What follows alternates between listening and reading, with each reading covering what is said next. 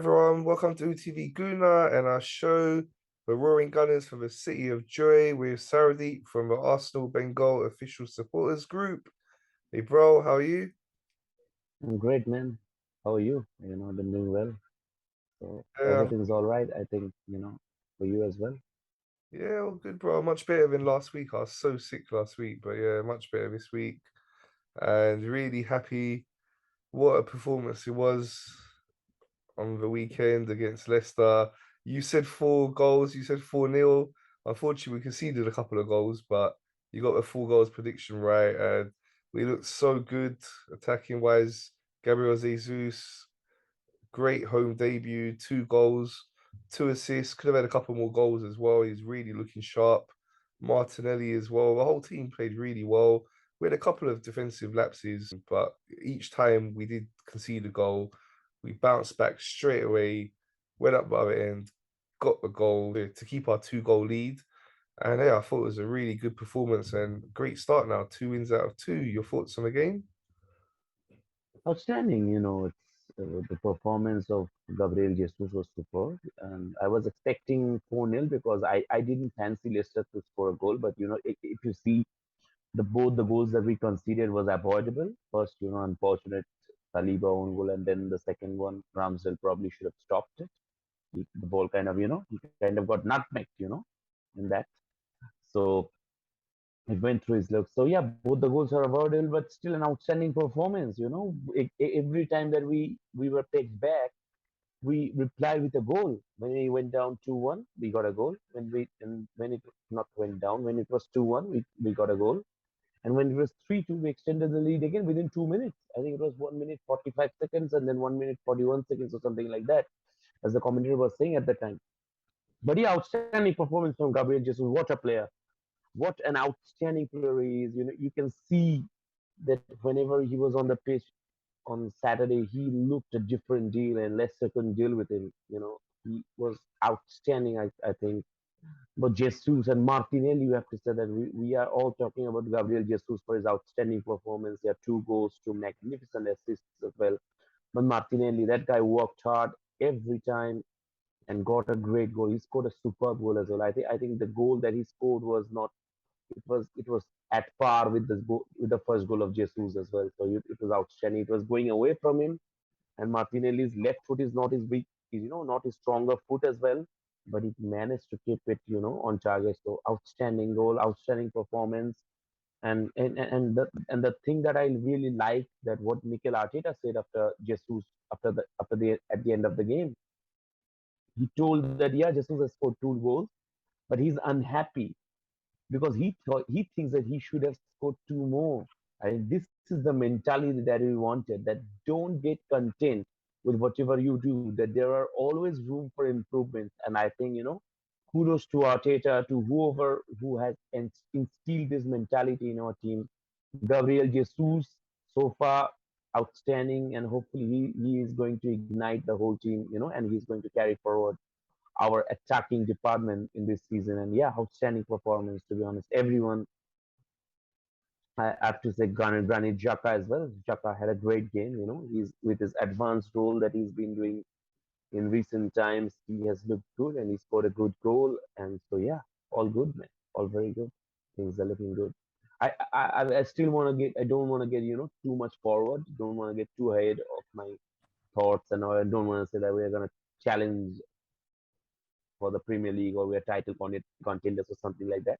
But the start that we wanted, we have got it, and we have to just keep on doing this because the we do have some so-called easy run-of games in the next 3 or 4 matches as well, including Manchester United. So yeah, this Yeah, might not age well. yeah, hopefully we can make it 6 wins out of six on paper. All look like very winnable games, as you said, including Man United away, the way they're playing at the moment. Normally, you would say that's a difficult game going to Old Trafford, but the way things are going for them at the moment, on paper, that looks like an easy win as well. So yeah, let's hope. We always say that on paper it can look easy, but we've still got to go out there and perform. We've done that in these first 2 games. Let's continue with the momentum. You can see the team are really gelling well. The attacking play is just so nice to see. We're looking really fluid. We're looking like that through pre-season, and we've carried that into the season now. So really optimistic for this season. As you said, standout performances, Gabriel Jesus and Martinelli, but there's some other really good performances we've got to talk about as well. The likes of Odegaard, he was really putting the strings in midfield. What did you think of his Yeah, performance? he was great. I don't think he did something brilliant or something that kind of where your eyes pop out, something like that, but something like that. But he orchestrated the things superbly. I think he was silky, his passing, his movements, his little touches, and all those link up plays, of feeding the balls. I think it was superb. But the whole team played well. That you just can't fault any player because everyone was superb.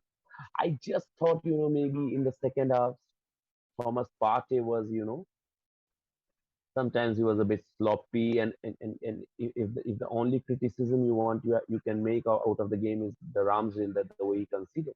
He shouldn't be conceding like that. But apart from that, the performance was superb. I think the flawless performance, outstanding from the fans as well. Because when William Saliba, when he scored the own goal, the reaction from the crowd was quite outstanding. They cheered. They kind of gave him the support that he needed at that time. And you see what he did afterwards. He was outstanding. He didn't put a foot wrong the whole game. He was outstanding the whole game. Make no mistake. But even after the mistake that he made, that the own goal that he unfortunately, I think there was lack of communication or something like that. But the way the reception that he got from the fans, it kind of ignited him. It kind of it makes you feel that yeah, these fans are with me, because generally you feel the crowd get they get stunned, they become silent, people may be moaning, a side of the crowd, a portion of the crowd maybe okay, yeah, they're a bit down. But the way the fans reacted after the goal that William Saliba conceded, unfortunately, was superb, and it clearly helped him, as we can see. Yeah, he's looking so good, really bossing things at the back for us. And let's hope we can get him to sign this contract. It's so important. If we can get him committed to a long-term deal, pay him whatever he Yeah, wants. massive. I won't say pay him whatever he wants, because every time that we have given a player, we have paid a player whatever he wants, it hasn't gone well. You can see the likes of Mesut Ozil. You can see what happened with Pierre-Emerick Aubameyang. So yeah, I won't go that far that pay him whatever he wants, but he should be getting a decent hike in his salary, in his contract. And the thing is that you can see even we may talk about all or nothing later, but you can see the mentality that Arteta has brought in these youngsters. I told you last year that this bunch of players, trust their manager. They want to play for their manager. Yeah, we didn't qualify for the Champions League last season due to two, what should I say, crucial blips at the end of the season. But you can see the mentality that Arteta has, instilled in the players. They are playing for their manager. They trust the process, the so-called process, that whatever we want to say. They trust the manager. They would trust whatever their manager wants to do, and they try their utmost to implement that on the field. So yeah, that's all. That makes the job of the manager very easy. And I think that is why I think the likes of Saliba, the likes of Saka, Martinelli are going to commit, because I think they feel fun. They feel that they enjoy their football under Arteta, whatever discipline, whatever the regime that he has brought into the team. But the way the players play, the way the players are, doing the things in the last couple of in the last couple of, I shouldn't say in the last in the latter of half of the season, or whatever trans, transpired after the first three losses in last season. I think the things are looking good, and I don't really personally worry about any of the contracts, because I really believe that Saliba, Saka, and Martinelli all are going to commit their long-term future with us, and I really, really hope they do. Yeah, let's hope so, bro. We want to keep our world-class players. We've got such a good squad now where we've got a lot of young players that are really getting better and better, and the future's looking really bright for us. So let's talk a little bit about some of the other fixtures from the weekend. We've got to start with a result that was just so funny because just the way it happened, the manner of it, I wasn't sure what was going on. So I was outside filming after our game, and I was hearing people saying, shouting out the scores as I was walking by, and I was hearing 3-0 Brentford, and I was like, their game barely just kicked off. It can't have been like more than 20, 30 minutes into the game by that point. And then the next thing I hear is 4-0 Brentford. I'm like, what's going on here? Like, it's just unbelievable. Well done to Brentford. We talked about it in last week's show. We both said that we feel Brentford will win that game. But to win that easily, I didn't see that coming. Like, I've got to say, that was a great performance. I saw some of the highlights afterwards, and Brentford were all over them. Man United were poor. So it was a combination of them being so poor, and like I say, you've got to give praise to Brentford as well. Great performance, 4-0 win. Yeah, yeah, I really enjoyed to the core because there are not many satisfying sights or satisfying feelings than when you see Manchester United suffering because whatever they have done in the past 2 decades, they have been a superb club. You have to admit that. Above all, that they have been a great club. They're a great club. They're a big club. But the way that the club is managed, it just feels like it was the thing. It was happening with us as well. In the past 2 or 3 seasons, we have seen that we kind of fluttered, but the transition after the appointment of Arteta, it was we have kind of rejuvenated it. But I really don't see that's happening in Manchester United, and that's why it's so satisfying. Because even if they were doing well in the past couple of seasons or whatever they were doing well, they were doing better than us. I won't say that they were doing well, but they were doing better than us. They were getting European football regularly, Champions League football, or whatever Europa League football. But this squad always seemed disjointed. This squad has always seemed not united at all. They're Manchester United in name, but the squad is not united at all. Because you see there are some big personalities. It happened with Pogba. Now it's happening with Cristiano Ronaldo. Also, the things that are happening with I hear from Bruno Fernandes and all with all these things. Mason Greenwood incident, unfortunately, and all these players, they're big names, but as a unit, they play so poorly, and really, it's quite satisfying, and it's very good to see that what they used to taunt us with all those things in the past 3 or 4 years, they are facing it, and I think they're realizing it how painful it was for us. They may come back, because they're a big club. I really doubt that it will be continuing for the next 5 or 4 years. They may come back, but enjoy as long as it lasts. So yeah, Brentford was superb. If you want to talk about the game, Brentford was superb, but United didn't compete at all. That is probably the reason why we didn't sign Lisandro Martinez, because we are linked with him, and then United came with some 58, 59 million euros for him, and you can see what happened with him because we could have gone, we could have offered maybe better for Lisandro, but we stalled for him. I think one of the reasons that was that he's just not good enough because Lisandro Martinez, what he did against what we saw of him defending as a centre back of Manchester United against Brentford, it was awful, just awful. He got out jumped, out muscled by the likes of Tony and Mbuemo, and yeah, he doesn't look a good deal. Also, you'll have to say about the way David De Gea did.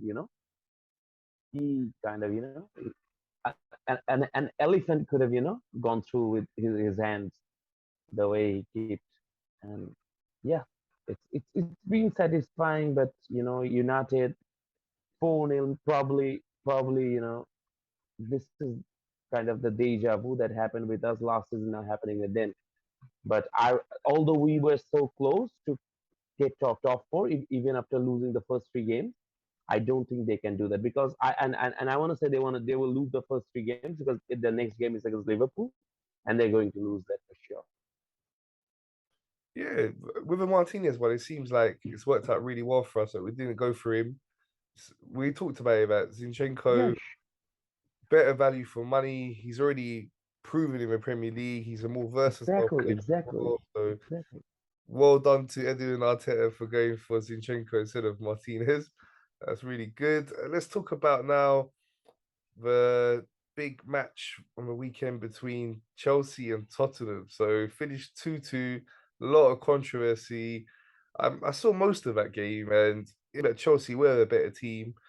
Tottenham managed to equalise twice, both contentious decisions by the referee. We saw the issues that are happening on the touchline between the two managers. They really balled over at full time as well. They both got red cards. But yeah, it's good to see two of our rivals really tiring each other out, cancelling each other out. Draw was the perfect result for us. So both dropping points, and it was a good game, though. I've got to say, it was an entertaining game. It was a derby, and both teams were fighting hard for it. Yeah, they're telling that they're starting a course in martial combat, that how you can squeeze your opponent's hand while shaking their hand after you lose or you get frustrated, and they're going to name it at Tuchel's something like that, Tuchel's move or something, whatever, Tuchel's handshake or something like that. So yeah, it was a decent game, but you have to question the refereeing decisions. I was hugely alarmed with the refereeing decisions that went against Chelsea. Although it was a perfect result for us. Both teams dropping points. It can't get better. But the way Tottenham scored both their goals, I think they were foul play there. In the second goal, it was quite blatant that Kukureya's here was pulled. But Mike Dean, we know his allegiance, lies with Tottenham. He being the chief, the VR referee, he didn't give that. It was quite baffling, and it was quite rightly Tuchel was frustrated because that was quite very, very, it was clear as daylight. That took Reyes in the build up when the first corner was taken, took Reyes' hell was pulled. Here was pulled. So it should have been, a free kick should have been awarded to Chelsea, and it's unfortunate for them. It was a great match, and Chelsea were by far the better team. You have to say that they were by far the better team in the course of the 90 minutes, and they would be, they had, and surely the disappointment, the frustration, got the better of Tuchel, and they got involved in a spat or whatever it was, and now they both will be missing their club's next game. So it's all win-win for Arsenal fans. Both Chelsea, Tottenham dropping points, both their managers banned. So yeah, it can't get any better for us, isn't it? Yes, so it's been a great start for us. Won both our games. We've seen our rivals dropping points. Before we discuss this weekend's round of fixtures, we're going to talk a little bit about the transfer window and the All or Nothing documentary. So, starting with the transfer window, it's been really quiet in terms of who we've been linked with. What I do want to ask you though is Yuri Tillemans, we saw him playing against us on the weekend for Leicester. There's a lot of reports coming out that we might be looking to wait until his contract finishes now and then get him on a free. What would you look to do? Would you want to bring him in now, or would you wait till his contract finishes? I think we need a backup. We need a backup in the central defensive midfield position, because whether it's Tielemans, because Tielemans is a central midfielder at the left hand side, I will rather not go for Tielemans because he was not that good also against us on Saturday. But I think at this very moment, as Xhaka is playing an advanced role and he's doing well, so if unfortunately Partey gets injured or gets suspended, we may have to force Xhaka back to the CDM role, and we can see he's flourishing as more of the advanced player in the two in midfield. So I really won't like him coming back, maybe, but so in that case, I will rather go for say CDM replacement or CDM backup, I should say, of Thomas Partey, because Elneny, yeah, he's a squad player. He's not gonna he has done well in patches, but he's not going to be he can't be the man, as a number six. So we need a proper number six, I think. more than a number 8 at this very moment. And I really think Yuri Tillemans is not the answer. Perhaps I think it's fine if we get him for free next season, because otherwise, if we are going to pay, if we have to pay around 20-25 million for Tillemans, I won't rather go for him. And I'm hearing that we are looking for a winger. Jeremy Pino has been linked, and hopefully get him, because I really don't want to see the likes of Pepe, Reece Nelson, and Maitland Niles, all these players, staying, because these players need to go. I think there are certain permutations and combinations because regarding the final days of the transfer window, and whether a player comes, because I think on an incoming is only dependent when there are some outgoings, because I think if the existing players don't go, the likes of who are at the periphery, to be honest, the likes of Pepe, Maitland Niles, and also Nelson. I really don't think we're gonna get a winger. We are gonna go for a winger. Yerem Pino, I really don't know about that. Maybe not. But I think we need, if Pepe stays and Pepe and Nelson stays, I think we won't get a winger. And as a number 6, I would like us, you know, going for someone, because if Partey gets injured and Xhaka again has to play as a CDM, as a number 6, I think it's better we get a player who is more suited to the role, because Xhaka, as we can see, as an advanced player, has been doing well. He has looked far better. He has looked far better as an advanced player than he has looked as a number 6, in my opinion. So Yeah, I think a lot of that might be down to his lack of pace. So he gets more exposed, played as the CDM, the last line before you get to the defense. Sometimes he can be really exposed with his lack of pace, but as he's a little bit further up, that's not such an issue. So it seems like Arteta's identified that's a good role for him, and he's been doing well with it. And he's also been showing a lot of leadership. You can see on the pitch, he's really trying to get our players organized, gene everyone up, absolutely. stepping up as one of the He, most experienced players. I think he said that recently, that he doesn't need he doesn't need an armband to be a leader at our club, and I think he's showing that. He has been. I think I've been really impressed with Xhaka this season.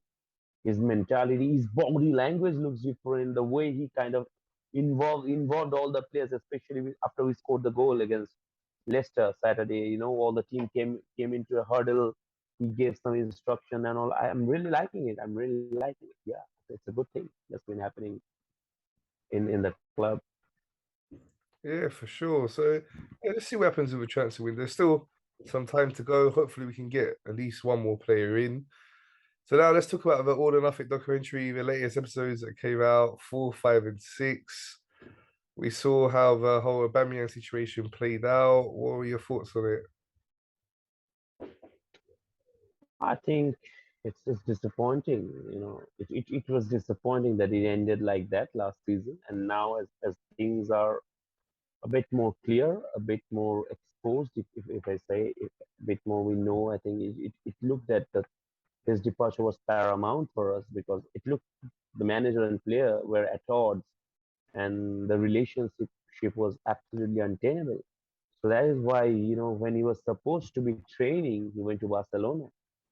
So I think, this kind of things, you really can't allow this kind of things or entertain, because a club must be run by the manager, not by a player or a certain group of players, because manager is supposed to have, and he should have the highest authority in a club, in terms of the footballing decisions, and he should be the boss of the players rather than the players, kind of, dismantling the manager. So I think the step was bold, and the step was appropriate as well, because you know Aubameyang, although he has been doing well, I wish him all the best of luck at Barcelona. But it was quite evident, and it was quite vivid that Aubameyang was not, his antics or whatever the behavioral issues that he was having was not to Arteta's liking, and he had all the right to, bash him, or rather, I say, keep put him on exile. But then the stunt that Aubameyang did to, go to Barcelona without maybe consulting with the club, and especially when he was supposed to train, so you don't do that. Being a professional and being the club captain as well, he was still the captain, although he was not in the team, but he was still officially the Arsenal Football Club's captain. So I really don't want to go into too much into it. Yeah, it's gone. He's gone. And yeah, all the things people are going to, discuss these things because it has all come out due to the all or nothing episode. But I really don't want to go too much into that. But I realized that the decision was fine. Yeah, because I kind of criticized Arteta at that time because desperately wanted Oba to stay. I desperately wanted things to get, things to get better between them. But now, as things, as we see it, it clearly shows that Arteta did the right thing, and the club, moreover, did the right thing to sell or to let Aubameyang go to Barcelona. And now, if he comes back to Chelsea, I think he'll have to expect some booze when he comes to Emirates. I don't know what's going to happen with that situation with Chelsea, but just on the way that he left, we didn't know what has gone on behind the scenes, and that's why it was nice to see this documentary. And we got to see that from. They didn't go into too much detail, but Arteta did say there was a long list of issues that he had had with Aubameyang. So Yeah, it yeah, wasn't just a matter of one or two things. He said it was a long list. Another really telling thing that Arteta did mention during the documentary was that he mentioned it like in Spanish, but it was translated, and he said the players seem to be used to being able to do whatever they wanted to do, as if it was a lack of discipline. They can just do whatever they want, and for him, that's not acceptable. And it seems like that's what Arteta's really pushed hard on that, and the lack of focus. yeah, He yeah, mentioned it in training that not all the players were training as well as they should be, and he expects that training should be taken seriously, and you're training to your highest possible standards. So you can see that he's really tried to make a massive change in the whole philosophy of a club and how we go about things. And I've got to give him all respect. Like, really, I think he's doing a great job. And you can see that focus is much more there this season. And he's just going to continue to build and build. And he's going to make sure he gets the right profile of players in. Edu talked about this as well. It's about the character of players you're bringing into the team. And he saw when he came in, there was many players that didn't fit the profile of what we wanted. And even if we had to let him go or pay them to leave, he was happy to do that because he saw the long term benefit of it, and that's what's happened with this Aubameyang situation. yeah. Absolutely, because it's there is a saying in Bengali in my language that translates into English that if there is a stable and there are some horses, there may be some mad horses, or the stable may be empty. So I will rather prefer an empty stable instead of having some mad horses who are causing havoc there. Okay. So as you rightly said, I think Arteta, when he was, kind of, when he was off due to his COVID. He got exposed to COVID for the second time during the January first January this year when we played City and as well. I think that is prior to that match. I think the players were joking a bit too much. They were not that much involved in the training, lethargic, not working hard. And I think that's absolutely right what he did. But when he came back, he said that this is not acceptable at all. You have to train at a certain intensity, and that was missing. So he was right to stamp his authority on the in the squad at that time, and I think we're getting the results of that this right now, because these players they know that if they have to stay at Arsenal, if they have to play for Arsenal Football Club, they will have to obey the rules Arteta imposes on them. And if you don't want to if you don't want to obey that, or if you don't want to listen to that, you can get out. I think that's perfect, because a great team is made of discipline. If there is no discipline in, the great, in, a, in among the players, you really can't be successful. So yeah, I'm really happy what he did. And regarding the way we had to pay off it Aubameyang, or we kind of paid Ozil or whatever it was. I think it's better. Edu said it recently in an interview that he thinks he sees it more as an investment. He sees more as an investment that you have to pay this money to get this player out, so that it's okay. I invest this money on this player. This player goes out, my squad becomes better, because whenever there are this characteristics of players that are there in the club, when he said high wages but the performance in the field is almost next to none, so it's better to let them go by paying them off rather than keep them and have this kind of toxic or tense situation or tense atmosphere around the squad. So I think Aubameyang's departure was more better than worse for us. Yeah, like you, I love Aubameyang as a player. He's done some great things for us. Absolutely, yeah, But absolutely. Yeah, unfortunately, yeah. You can't deny that. I uh, can't really deny that. Aubameyang was superb, right from the start. He came. He was, by the way, the last signing of Arsene Wenger. So he has done extremely good things for us. We really can't deny that. We really thank him. But also the antics that he showed probably wasn't, the cup of tea for Arteta, because he didn't want that. So yeah, better. He left for Barcelona all and good. And now if he comes back to Chelsea, that's where I think the problem rises. I think that's going to, that's going to make some Arsenal fans, unhappy, and I will be one of them. I will definitely be one of them. yeah, hopefully he doesn't go there. And thank you for the great memories. Unfortunately, it ended in a bad way, but we move on, look ahead now, focus on the team we have now, and we are much, much stronger this season compared to last season. When you look at the upgrade, just we mentioned it earlier with Gabriel Jesus, you look at the ability he has, first goal he scored against Leicester, to make something happen out of nothing. This is the thing that Aubameyang could do it, but even Aubameyang used to rely a lot on service. Lacazette heavily relied on service. They weren't the kind of players that could make things happen themselves out of nowhere. Whereas with Jesus, we've got a striker that he can make something happen out of nothing. He's shown it many times for Man City, and having that ability for us is amazing. It's going to be a great asset in some of the difficult games. The team are maybe having more of a ball. We need to make something happen. We got a striker there now that can get us a goal out of nothing. Absolutely, absolutely. Gabriel Jesus is different gravy. He's superb. He's outstanding, and the way he scored the first goal was, I think Lacazette can't couldn't. I think Lacazette.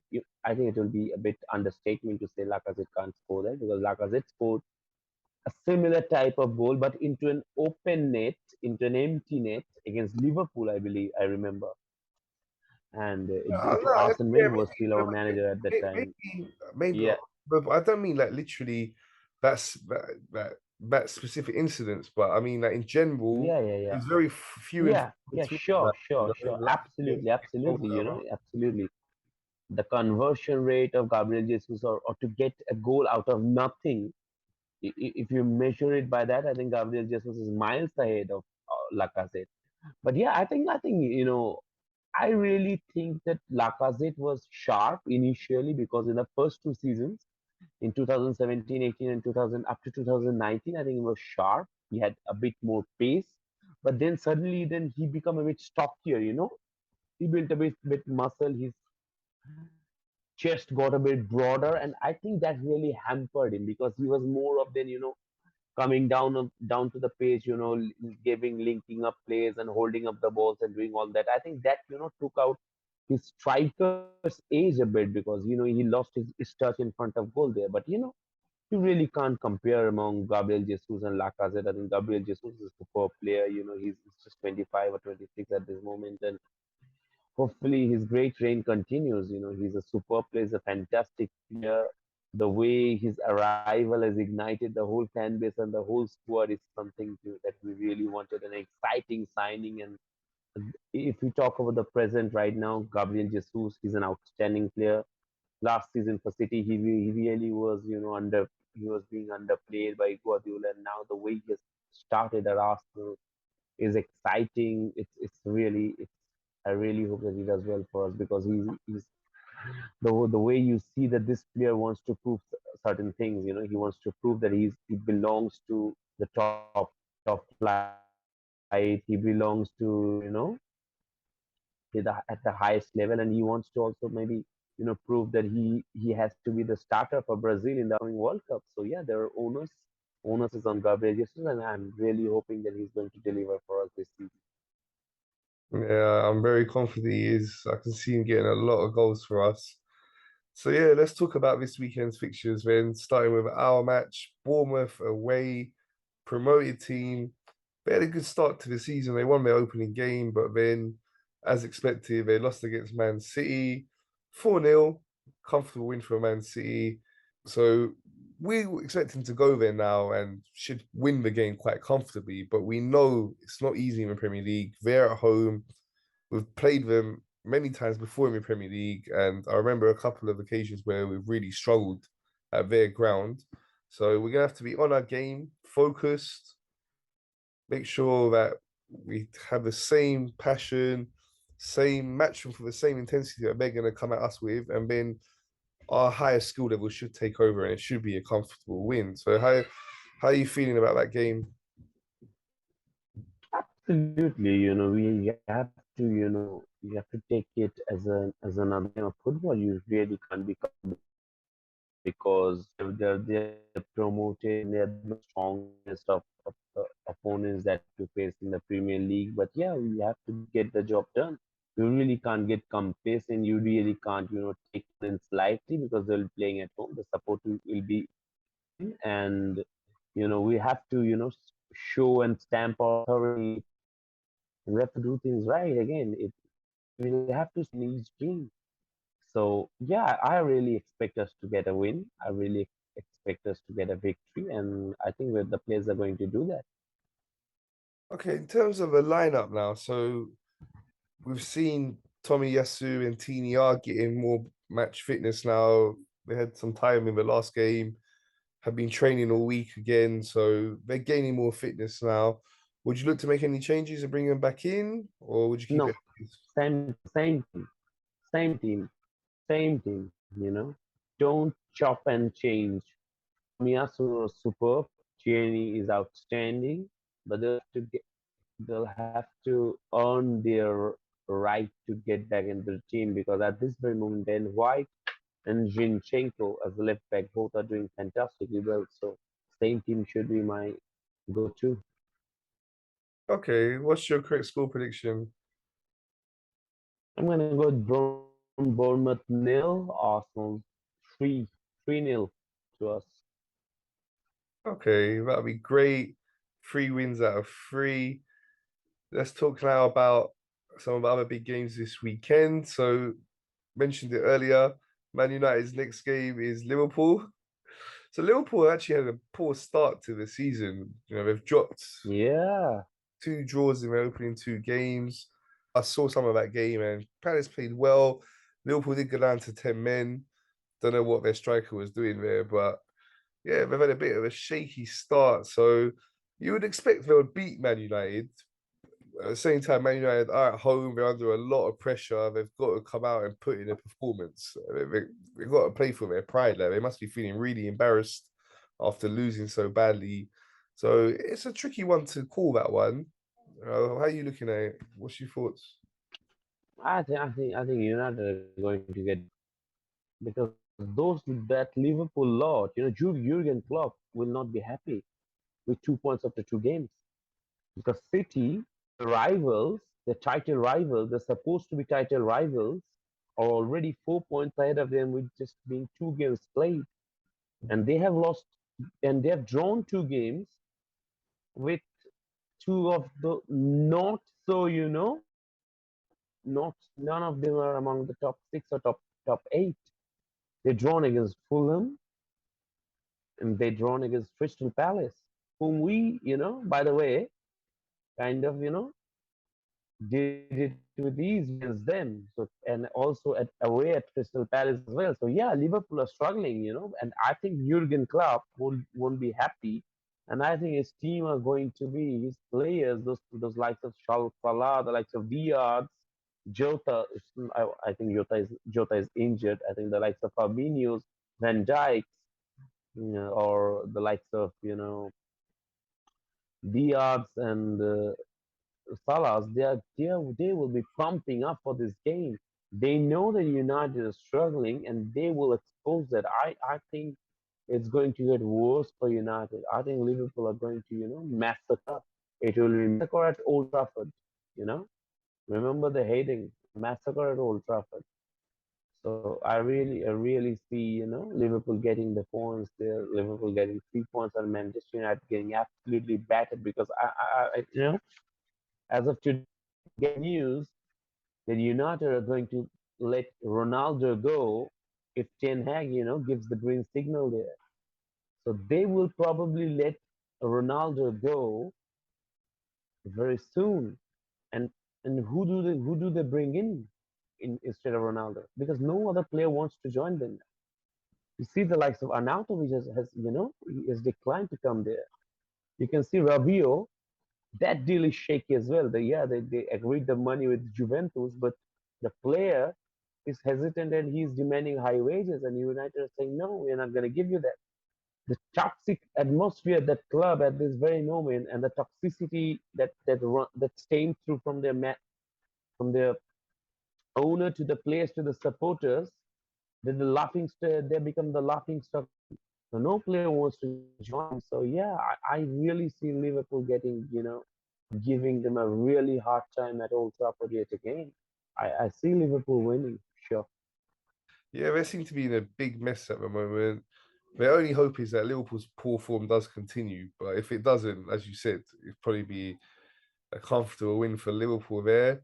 So let's talk about a couple of other rivals matches. Tottenham have got Wolverhampton at home. Your thoughts on that one? Yeah, I think Wolves are going to get a result. They can get a result at against Spurs there, but you probably have to say Spurs are gonna win there because they have a better squad, they're better players. But Wolves, I will hope that they can make something out of there. Okay, and Chelsea have Leeds away. Chelsea, they're playing well. They were not that good against Everton, but they got a lucky victory there. I do believe because Everton did well. Probably, should have got a point, but Chelsea was superb against Tottenham. So I really don't know what Chelsea that we're gonna see, but I expect them to get a victory as well. I expect them to get 3 points against Leeds. Okay. So yeah, looking forward to another great weekend of action. I know things are looking really good for us. Let's hope we can start with them 6 wins, 18 points. We know we've got a much more difficult October coming up, so we want to get as many points on the board as we can, take that confidence into October where we've got the likes of Liverpool and Man City in that month. It's going to be a really big month for us. But, we take it one game at a time. On to Bournemouth now. I think if we get 18, at least 16 points out of the first 6 games, we will be doing extremely well because yeah, we know there are difficult set of games that are coming, is like of City, Spurs, even Liverpool, and all these clubs. But if we get the momentum at this moment, if we get the points at this juncture of the game, I think we will suffer less even if we run into a slump or if we run into a blip or poor run of form, whatever you want to say. But yeah, I think we have to take the points when we're in a good form, when we are doing all things right. And I think we're gonna do that because I see that there are some radical changes in the squad in terms of not that much in terms of the personnel, but a lot in terms of personality. Yeah, for sure. It's really nice to see the way the players are so united, the focus, determination. You can see it. It's there, that passion. And we've got the players with the skills and ability now that we hope can lead us to a very good season. If we get one more in the transfer window, that would really be good. So let's hope we can do that as well. Sure, sure. Yeah, and if we get one player, I think I would want two. I want two. I want to see a winger coming, maybe preferably Jeremy Pino. But that will mean that Nicola Pepe will have to leave because I don't see another winger is coming when the likes of Pepe and Nelson both are there. So either of them will have to leave, and Pepe is most likely because Nelson, as we know, is now injured. So Pepe is the obvious name that it pops out in your mind that when you see that who is more likely to leave. So Pepe, if he leaves, definitely a winger is coming. Definitely, probably it will be Yermi Pino. And still, I want to see a central defensive midfielder, a proper number six, who can be a backup of Thomas Partey. Because I really don't want to, put Granit Xhaka back in that role because Xhaka, who has been, criticized often at that position because of his lack of pace or his decision making, whatever it is. But so far, in the more advanced role, the things are going perfectly fine. So I just want to keep it going like that, which will give him more confidence, more boost. Things can only get better for us at that in that area. So that's why I need a proper backup for Thomas Partey in that CDM position. So I will prefer that. Let's hope, bro. If we can get two in, that'll be amazing.